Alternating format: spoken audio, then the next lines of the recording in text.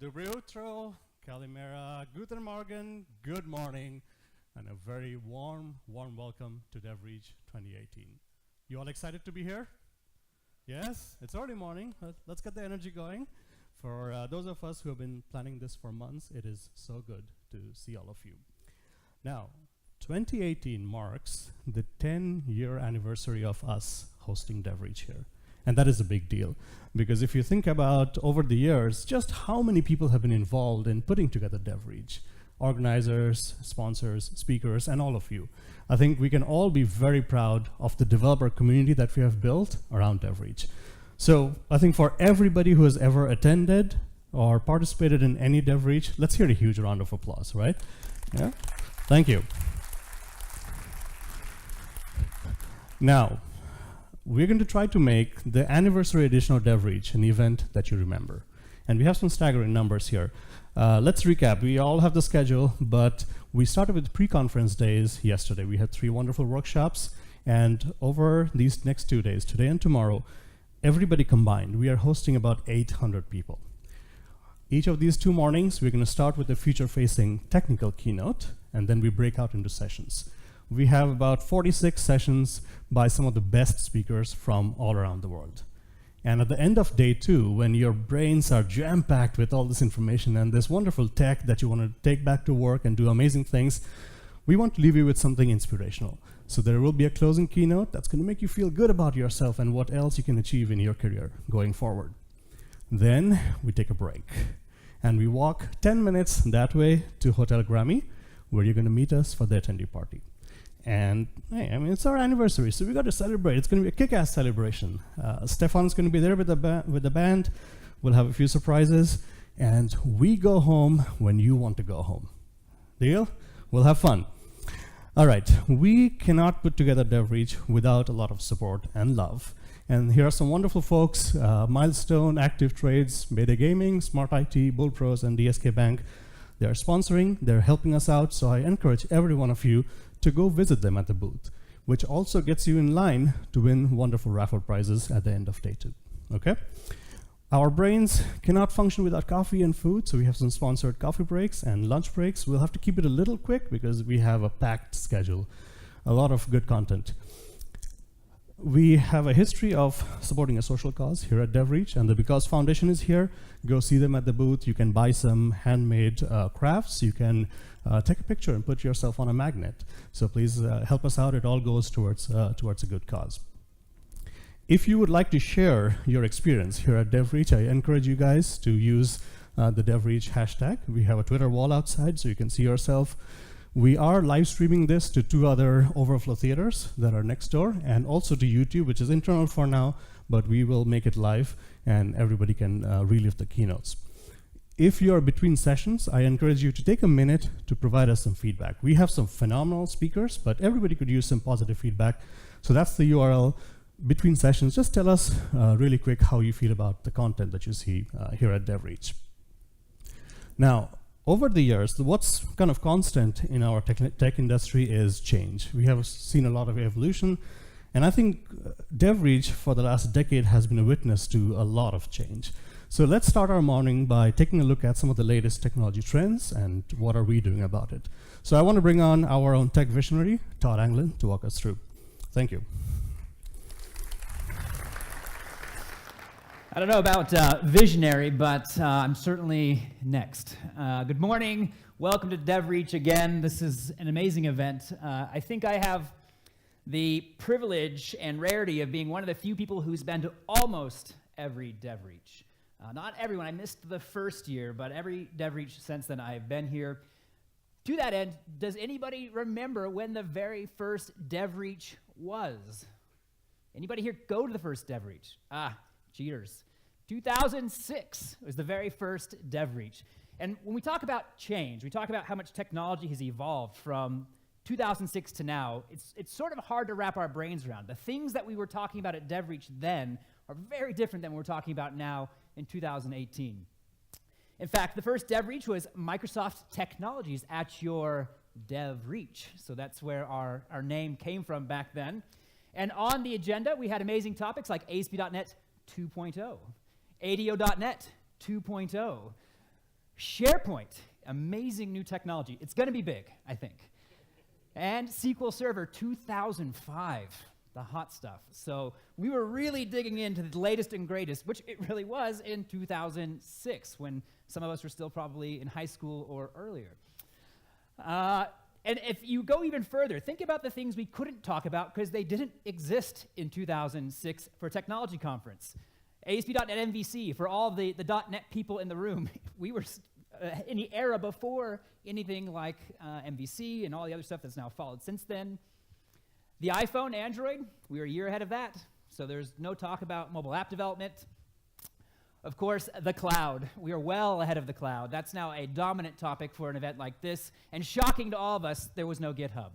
Certainly no Microsoft-owned GitHub. In fact, I remember going to a conference in Austin and seeing a session around this time about GitHub, and I thought, yeah, I think SVN is going to be plenty. We don't need this GitHub thing, so I'm not a luminary. That's my point.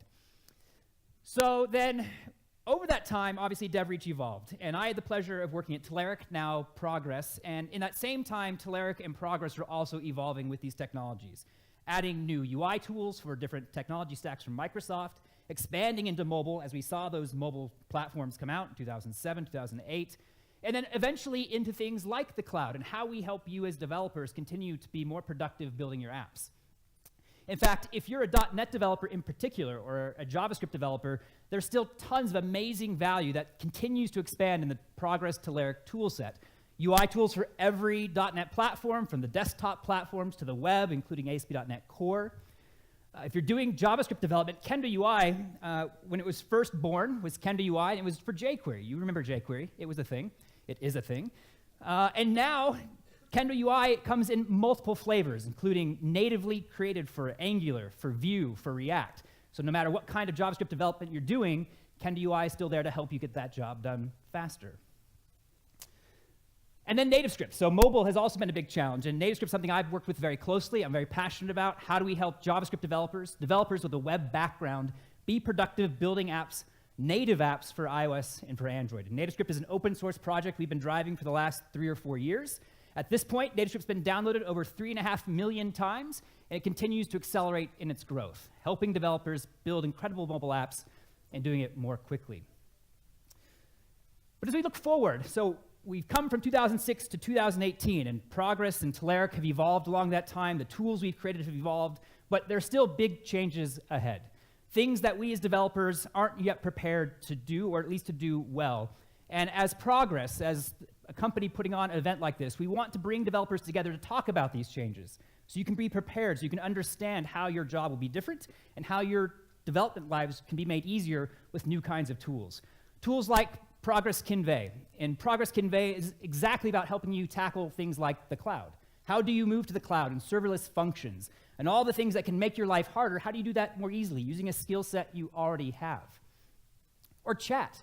Everyone talks about chat. We all know what chat is at this point, but as you as a developer, how would you implement this in your apps? From designing the conversational workflows on the back end to putting that conversational UI in all of your different app stacks, whether it's on the web, on mobile, or on the desktop. Progress now has conversational UI that helps you do this with any chatbot, or even helps you build the chatbot itself. And of course, the most visually stunning, AR and VR. Probably looking even more into the future, but we're working now in our labs building some incredible UI tools that will make your lives easier when you're ready to adopt this and help your business take an entirely new look at how they get their work done. So when it's ready, or when it's time for you to implement it, Progress and Telerik will have the tools that you need. So while we may have started in 2006 as Microsoft Technologies at your reach at DevReach, when we come now to 2018, it's certainly something different. This is really the future of app dev at your reach. Over the next 2 days, you're going to see topics and hear from speakers that are going to help you think about where technology is going next, whether that's tomorrow or 2 years from now. But I encourage you to engage with the speakers, engage in the sessions, after the sessions, absorb as much as you can, and I cannot imagine what we're putting on this slide 5, 10 years from now and laughing at what we were talking about today in 2018. So thank you again for coming to DevReach. Thank you to Progress, again, for helping us put this event on, along with our sponsors. I hope you do have a great time here at the event. And now, my commercial speech is over, and I'll turn it over to the main show and over back to our MC. Thank you.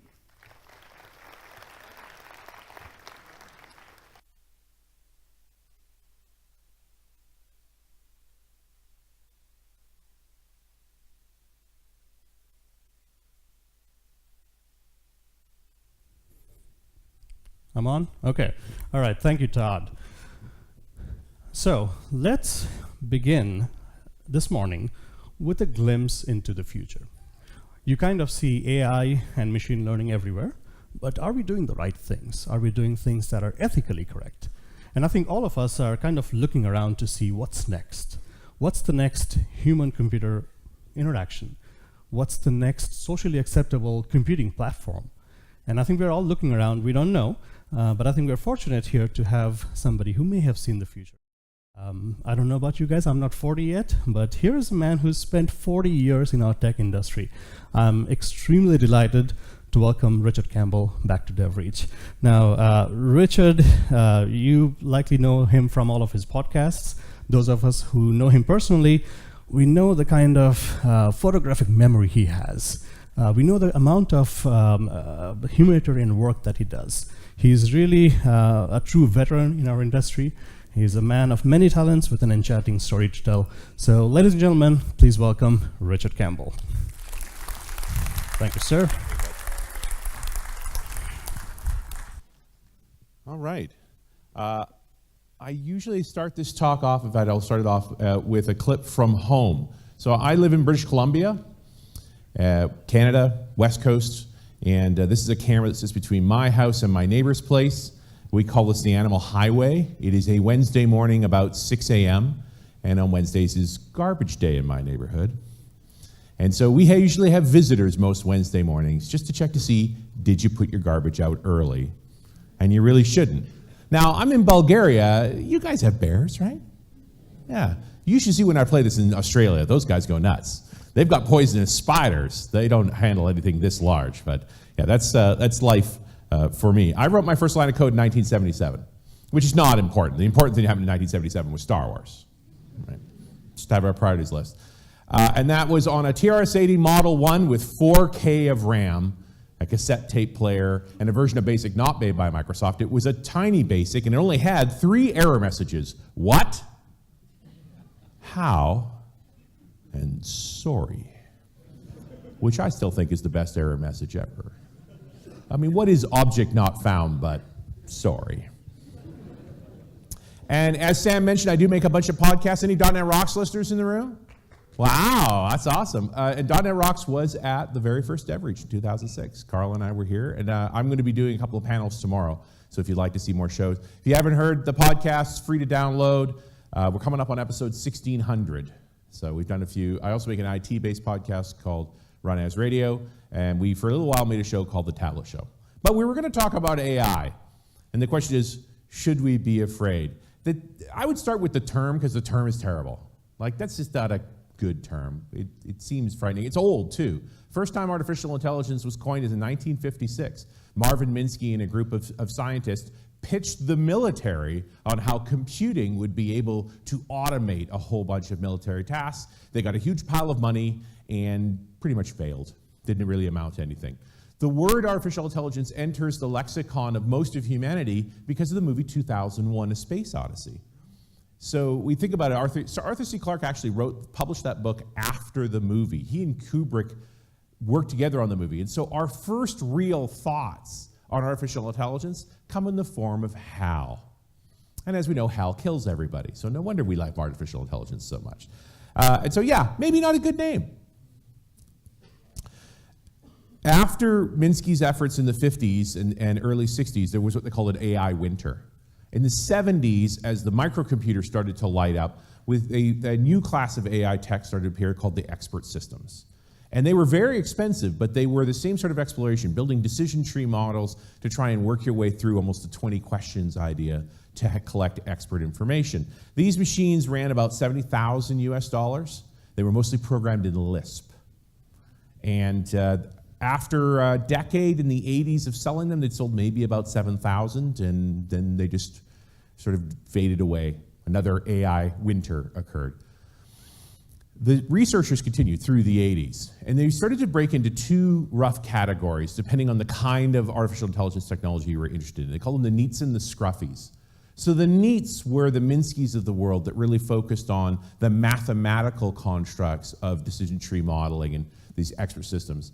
But there was also a group that called the Scruffies that said, no, this is too complicated to do neatly mathematically. What we really should do is try to simulate more human or natural behaviors around that, around AI and machine learning systems.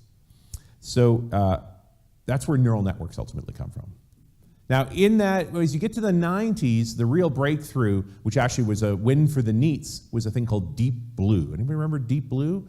Beat Kasparov at chess. So IBM threw a huge amount of money in building a really high-end computer that could compute all these variations and ultimately was the best chess player in the world. That's the technology that eventually became Watson, which most people know for winning Jeopardy, very much in the same model. So not the neural net model, but the decision tree model. The decision tree model basically breaking down information into categories so that you can figure things out quickly that way. The voice systems were very interesting this time too. They existed, but the decision tree approach to voice meant a lot of training. You had to repeat patterns to be able to match them to the trees properly. But the neural nets started to really come along in the 80s, and the original models were pretty simple. There were literally only 3 tiers. So you'd have an input layer, a hidden layer, and an output layer. And this is where we were starting to simulate brain behavior. I would present an image to the neural net, and then train it by saying, that's an apple. Here's another image, that's an orange, over and over and over again until you eventually get some level of success. The early neural nets in the 80s were not particularly effective. And I have some friends, I've been in the software long enough that I had friends who had their degrees specialized in this particular area. But it was too computationally intensive and ultimately wasn't reliable enough for most people to use in a big scale. But today's AI is really derived from that. This is Geoffrey Hinton. He's one of the scientists that in the 80s was doing neural net experiments, and he proposed a much more complex model, like convoluted AI model or neural network model, that had a mathematical way to redo backpropagation. And so he was looking at neural nets that looked more like this. So you had an input layer, you had many layers of neurons below, and then an output layer on the other side. And there was the backpropagation model allowed you to do corrections in a mathematically efficient way. But in 1986, computationally, this was not viable. It took way too long to run. It was impossible to train. And so that paper pretty much just sat on the shelf until the 2010s. So Hinton was a tenured professor at the University of Toronto, and so he was perfectly happy to continue teaching AI because guy's got a job. But the upcoming AI scientists in the new millennium, they started reading his old stuff, and the real breakthrough comes in 2012. So it was folks working under Hinton that actually entered a contest for doing image recognition. So this contest, the ImageNet contest, started in 2010. Largely with decision tree models, and the best system that had been made so far was able to recognize about 75% of the objects. And by the way, this data set that they were using had been manually created, 14 million images where they'd taken images and had identified every object in them, and now they were trying to write software to do the same thing. In 2012, they entered a convoluted network based on Hinton's principles, and a first try got 85% correct. Within 3 years, it would get 100% correct. And this is really what kicked off the new AI revolution, was being able to build these neural nets that were able to do recognition. I like this particular example. That 8, by the way, is from the ImageNet set. It's one of the sort of regular, here's a hand-drawn 8. So you imagine, you just turn it down to black and white, 28 by 28 pixel, map out the numeric values of each of those whites, and so you can sort of see the 8 is hovering in there. And then all those values are plugged into neurons, and over this training models are repeatedly able to figure out what the 8s actually look like. This is how neural nets work today. And you see this breakthrough manifest in 2012 and 2013, mostly with voice recognition systems. So a lot of people cared a lot about image recognition at this point. It wasn't that important. But this is when Siri appears, right? Actually made by a third-party company that Apple purchased. And Google Voice appears, and Microsoft has Cortana. What happened? Why did this? What was interesting about these voice systems is there's no training anymore. You could pretty much just talk to them, unless you're Australian. Accents are hard, right? And what really happened was Moore's Law, right? I mean, we're all computer people here, so we know what Moore's Law is, right? I throw up this graph of CPUs from 1970 to 2018, But I have an exponential function on the y there, right? I'm going up by orders of magnitude. So we get a nice straight line that shows Moore's law. And Moore was only talking about increasing the number of transistors in a given space on a silicon chip. But it's persisted for 40 years. If I graph this without the exponent on the y, it's kind of a useless graph, because humans have a tough time with exponential functions. Here's how I explain Moore's law to the average mortal. I show them this. Anybody recognize this? Warp drive from the Enterprise? No, that's this. This is a Cray 2 supercomputer, circa 1985. This is the most powerful computer in the world at the time. It was about 16 million US dollars, cooled by mineral oil, consumed 200 kilowatts of power, and it pulled down about 1.9 gigaflops of processing power. There was only a couple of hundred of these ever made. They were mostly in universities. They modeled nuclear explosions with them. And you compare that to the iPad 2, 2011, $800. You can put it in oil once. Battery lasts about 10 hours. Also 1.9 gigaflops of processing power. So 26 years later, what used to be a supercomputer is now something you play Candy Crush on. That's Moore's law, right? And of course, it's continued. It's important to realize this is a 2011 device, right? It's not fast. If we talk about fast, well, in the PC world, I'd look at the 2080 video card. Now, if you're a Bitcoin miner, this is your favorite card in the world, right? It's about $1,000, and it does 13.4 teraflops, or 13,000 gigaflops, so 7,000 times faster than an iPad. And that's just a video card. Like, that's still not fast. I mean, fast today would be top-end supercomputers. So, Cray's great-great-great-great-great-grandson, this is IBM's AC922. That's 122 petaflops for about at 8 megawatts of power. So buy your own power plant to go with your computer.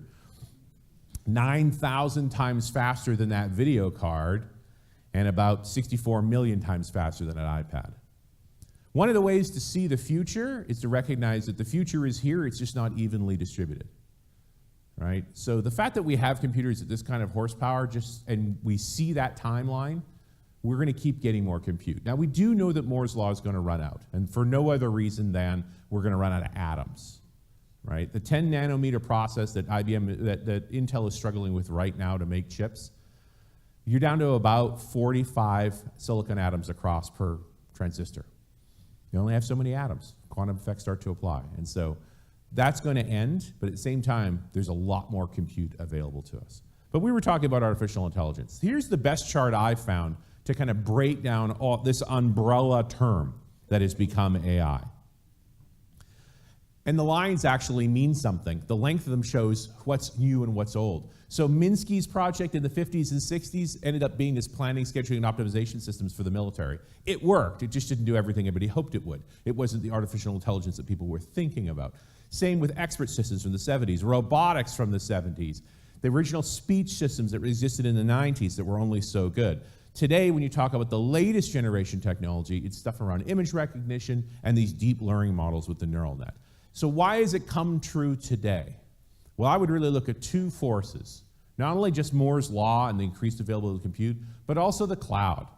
That by having centralized computing, we have a place to put all these computers that we can share them effectively. And we're seeing companies like NVIDIA start to build hardware specifically for doing neural nets. This is a DGX-1. These things run about $130,000, and they're 170 teraflops. So not like the supercomputer at 122 petaflops, but these are small units, right? You put them together in a block they call a Saturn V, and now you're talking petaflops for about $16 million, like reasonably priced. Still, you wouldn't buy them yourself. You'd use them in the cloud. And so Amazon and Google and Microsoft have huge piles of these. By the way, there are next generation units coming down. And so that $16 million Saturn V array using these DGX2s is down to $4 million. Moore's law still applies. The computing density is continuing to increase. And if you start looking at modern problems we're trying to solve using these kinds of models, like the ultimate neural net example. So Deep Blue's win was a win for the NEETs. Let's talk about a win for the scruffies, and we'll talk about it in the form of Go. So Go is a Chinese game, 19 by 19 grid, white and black squares, and the total number of game combinations represents more atoms than there is in the universe. There's so many possibilities there. You cannot brute force your way through this one. And so the AlphaGo folks sat down, and starting in 2014, they built a neural net model to be able to program, to teach it to play Go. And had it watching Go games being played and watching the outcomes for about 2 years. So a lot of computational time. By 2016, it was playing at a Go championship level, and in 2017, it beat the best Go player in the world 3 games to none. And an interesting sideline to this is this lit the Chinese government up. Go is a Chinese game, and when the Americans built the best player in the world out of a computer, it started an AI revolution that's happening in China right now, and it's something important to pay attention to. The impact of it is going to be significant. But for us, out in the rest of the world, that was only the beginning. So after making AlphaGo work, they developed AlphaZero. So the Go model was a kind of neural net programming called supervised learning, right? Where I give you finished games of Go with all of the steps, and you can watch how the best players in the world played. That's why it took a couple of years to actually program it. With AlphaZero, they did unsupervised learning. So taking the most modern hardware, the only thing they taught this game to, the only thing they taught it was how to play the game Go. Now play by yourself. And it played by itself for about a month. And after a month, having never seen another game of Go, only ever played by itself based on the rule set, it played AlphaGo and beat it every time. Took a month. So for fun, in a paper they published late last year, they taught it the rules to chess for about 2 hours. They played chess against itself. And then they played it against Stockfish. And Stockfish is now the best software-based chess game in the world. It can beat Deep Blue. It's just a much more modern version of it. And they played 100 games. It was 28 wins for AlphaZero, and the rest were all draws, which is kind of normal in championship level chess.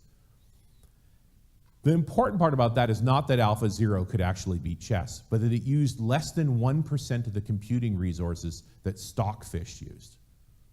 So the real demonstration was that these new unsupervised neural net models with these new computational GPUs are incredibly efficient.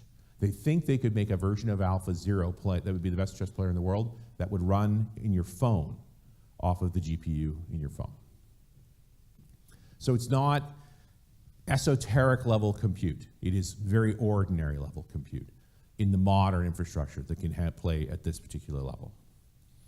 Now, the real argument we get when I start talking to folks about this is AGI, or Artificial Generalized Intelligence, versus ASI, Artificial Specialized Intelligence. And so far, I've only shown you ASIs, right? AlphaGo and AlphaZero, they are specialized intelligence. They play games. AGIs are what folks that Elon Musk and the late Stephen Hawking and Bill Gates were talking about over the past few years, about the risk of a generalized intelligence sort of destroying the world, right? And you could spend a lot of time going around in circles on this particular issue. We don't actually know how to make a conscious machine. We're having a tough time defining consciousness for ourselves. Some of us are more conscious than others. And I would argue this: understanding the power of a specialized intelligence, just something as simple as AlphaGo, we are perfectly capable of destroying our civilization with that technology. We do not need artificial generalized intelligence to wreck everything.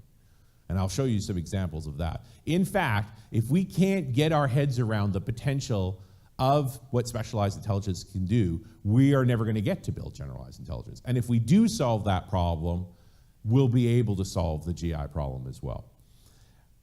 We're starting to automate a huge array of work these days, and it's actually been going on a long time. And most of us in this room have been part of that automation in one form or another. It started with very manual things that we put over to robots, right?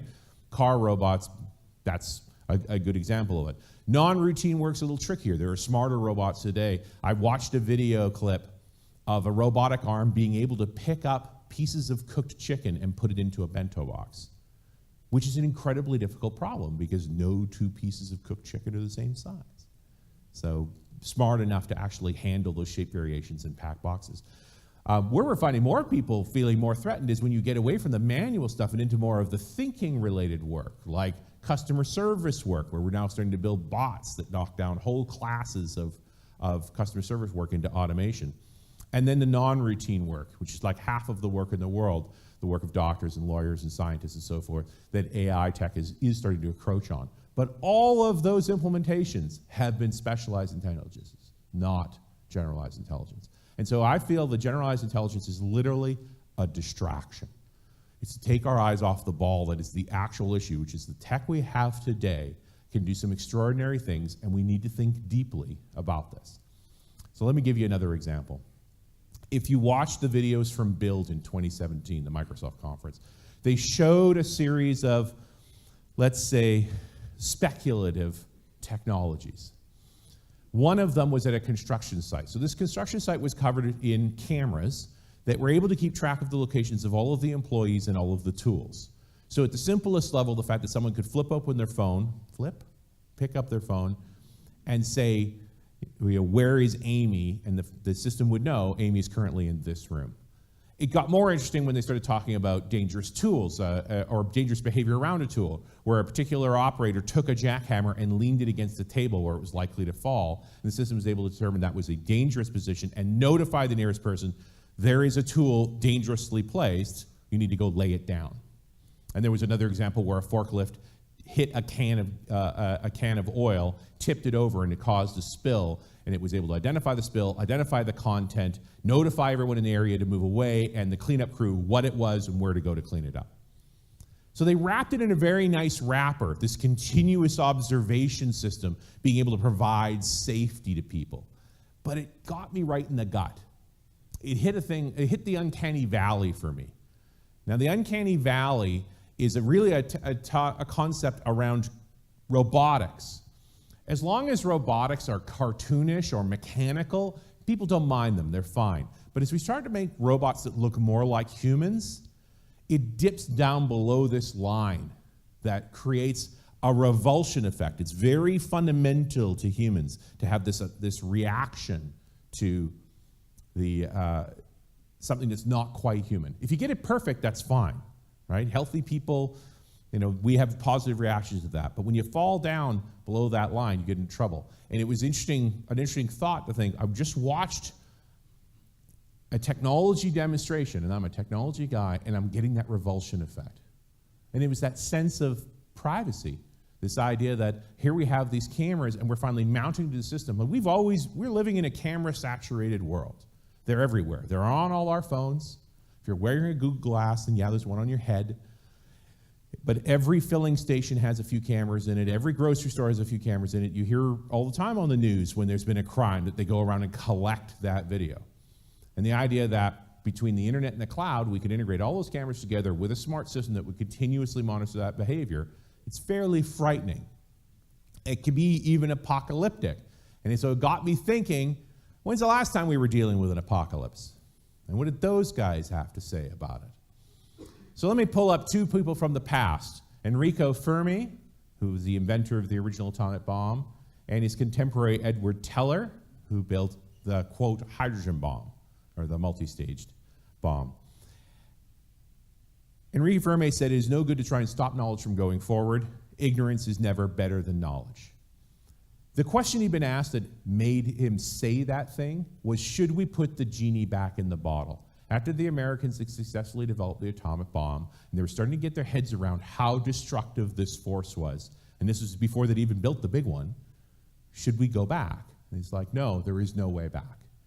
Knowledge is knowledge. We have to go forward. We have to learn to deal with this technology. Edward Teller said an even more profound thing, and he built the more powerful bomb ultimately. He said, the extinction of the human race will come from its inability to understand the exponential function, or to emotionally comprehend that exponential function.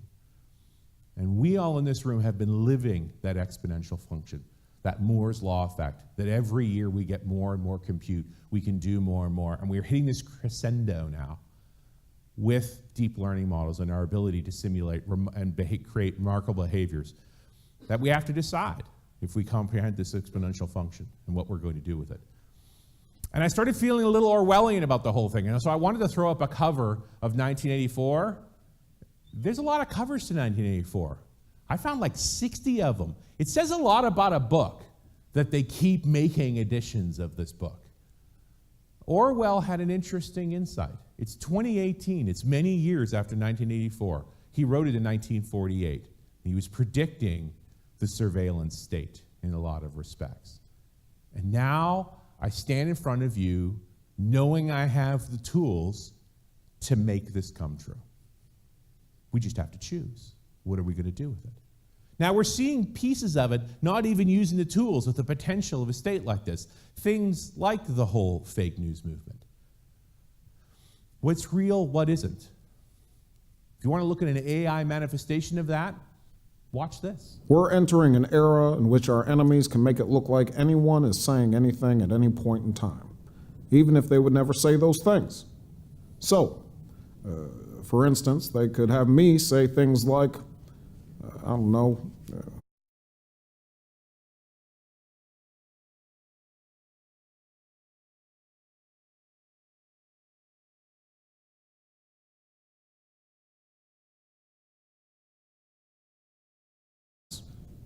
at least not in a public address, but someone else would.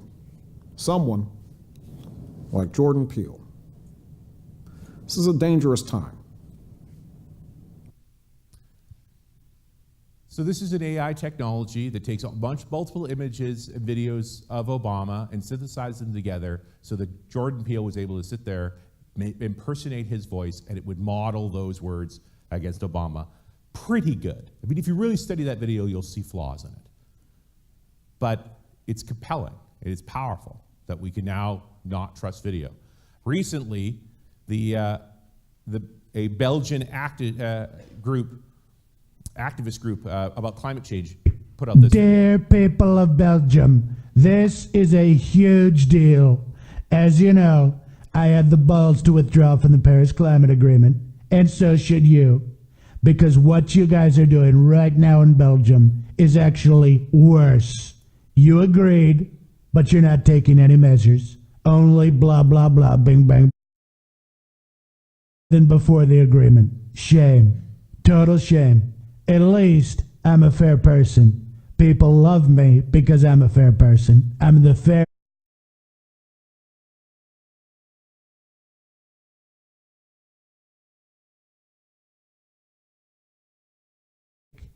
Just like this video. It's right in the video, and everybody believed it. Like the chaos around it. This was a group trying to advocate for Belgium doing more about climate change, so they made this thing, and they had to sort of explain, it's a fake, and not a very good one. And yet it was still good enough. So this is what we're up against, that a group of climate change folks can generate a poor quality video. So what does that look like going forward? The major players in the AI space, and you also see they're mostly the cloud vendors, the Amazons and the Googles and the Microsofts and the Facebooks, IBM, are all creating groups around how are we going to create some kind of compliance standards for ASIs, right? When you think, I mean, how much longer before that deepfake technology I just showed you, which was brand new a year ago, is a Snapchat filter? We know how this works. It's going to become trivial to make video. The most likely thing we're going to be able to do to fight against those videos is that we'll use another ASI to analyze it and tell you whether it's real or not. Right? Then it's an arms race. We create worse and worse technology against better and better checkers of that technology. The expectation is that these players will ultimately become gatekeepers. Because we'll be operating most of this through the public cloud, potentially we can create filters on this. But this is today. We're facing this problem right now. And the next year will be very interesting. And we haven't even addressed the whole scope of issues. The training models that create most of these neural net systems are based on data that we've generated from various sources. Social media is a huge player in this. The sheer amount of video, photos, and text that we've pumped onto the internet for our own amusement, one degree or another, have become the libraries that we build these deep learning models from. And they represent our biases as well. So if you build a deep learning model to make policing more efficient, and you go back through all the policing behaviors of the past, the deep learning models are going to amplify the biases that exist in those. And this becomes a self-fulfilling prophecy, especially when you wrap technology around it. You've had the experience when you write a piece of software that helps people make determinations that they tend to defer to the computer. The computer says this must be right. Actually challenging that, is it right or not? That's not an easy thing to do. And it's going to get worse when we start thinking about the biases that are in our data sets. So you see that if you go into an area with a police force expecting to find crime, they will find crimes. Whether or not they're substantial or important or common is a separate question. And those biases end up showing up in the data. And so now these days we have groups that are specializing around managing the bias in data. All data is going to have bias in it. It's kind of inevitable. The question is, do we recognize what those biases are, and do they help us inform decisions we make based on the data? This ethical conversation is not that strange from an engineering perspective. If you have a degree in civil or chemical or electrical engineering, part of your education was an ethics conversation.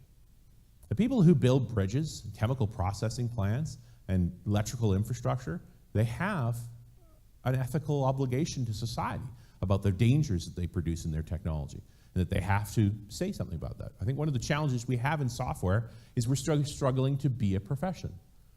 There isn't really the concept of a software engineer. But should we get to a place where we recognize software as an engineering discipline, again, ethics will be part of that conversation. It needs to be. And so for us as so-called amateurs, or as the people that exist today who understand and are going to be able to take advantage of this technology, I think it's important for us to study the ethics of this. Know that moral compass inside of you of what are you prepared to do with this technology? Because we know it can go badly off the rails. Microsoft created a chatbot called Tay. And they did not give Tay any concept of a moral center. And it did not take very long for the internet to give Tay an interesting moral center. And they took Tay offline within a day with a few apologies. Another issue in the deep learning model is that it is opaque. I can show it a picture of a cat, and it will tell me it's a picture of a cat, but it won't tell me why it thinks it's a picture of a cat. Now that's fine if it gets it right. It's not fine when it gets it wrong. And so now we're up against, well, why does it get it wrong? So DARPA, the American research group for the military, is trying to develop this concept of explainable AI. So actually decomposing the deep learning models into the elements so they can see what was the decision-making process that arrived at that. I'm not particularly wild about the American military developing this technology in one way or another, and you're actually seeing this happen throughout the United States right now, where the group of Google AI folks refused to work on a Department of Defense project, created quite a fuss around it. We've seen similar things out of Microsoft. So you're seeing these experienced developers now wearing their ethics on their sleeve. We can talk about the right way to do that, but it's becoming apparent that these are routine conversations. One of the largest applications of deep learning model we're going to see is mobility as a service, which, just to remind everyone, comes from DARPA. The DARPA Grand Challenge was back in 2005. So it's been 13 years since they spent that money to build these first automated vehicles, and spent tremendous amounts of money. Those LiDAR sensors on the roof there, made by a company called SICK, they're $30,000 a piece in 2005. But Moore's Law applies, and today those same sensors are about the size of a deck of cards and $500. So Enrique Fermi is right. We only get to go forward on this. We've moved a long way in the technology of it, and we're just working on the AI models. You may have seen in the news in the past couple of years, there's been a whole bunch of conversations of what they call the streetcar dilemma.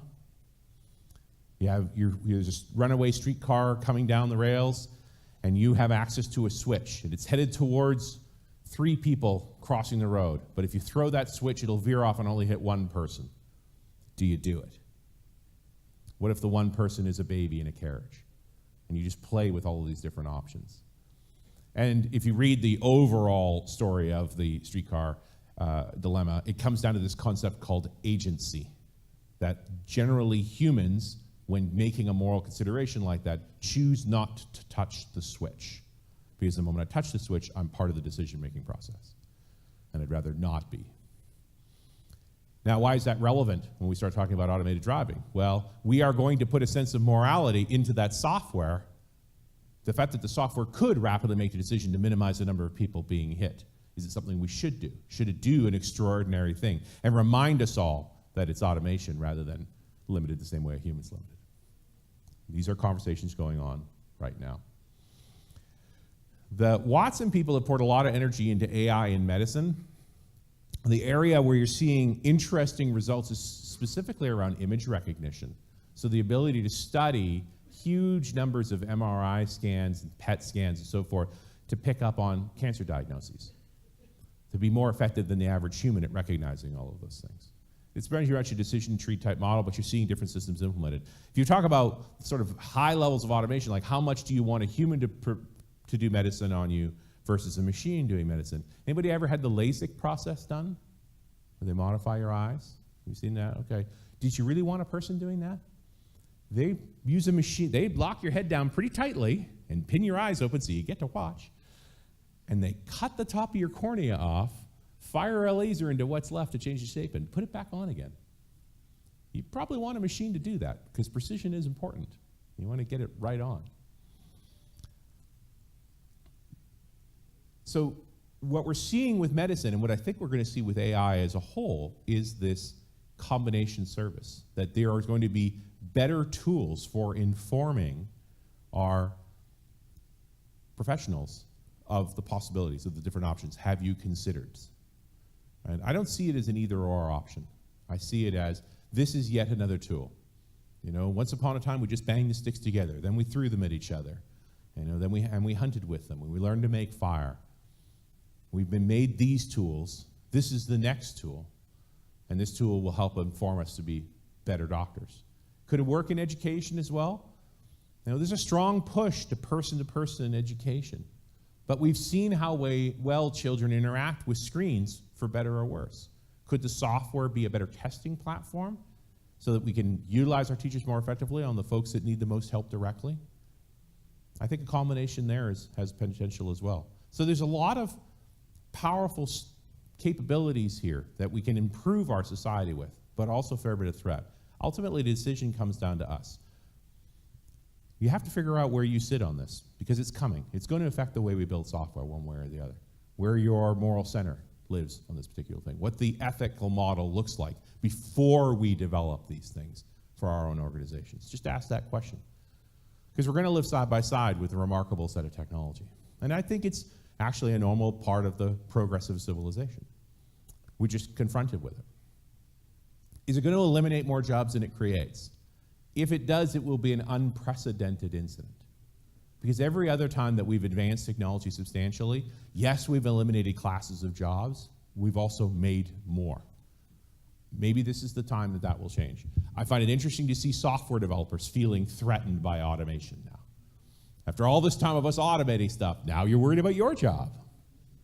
But I don't buy it, actually. I think they are merely amplifiers for us, that we can do more. As long as we do it right, do it well. Have a great rest of the conference. Thank you so much for your time.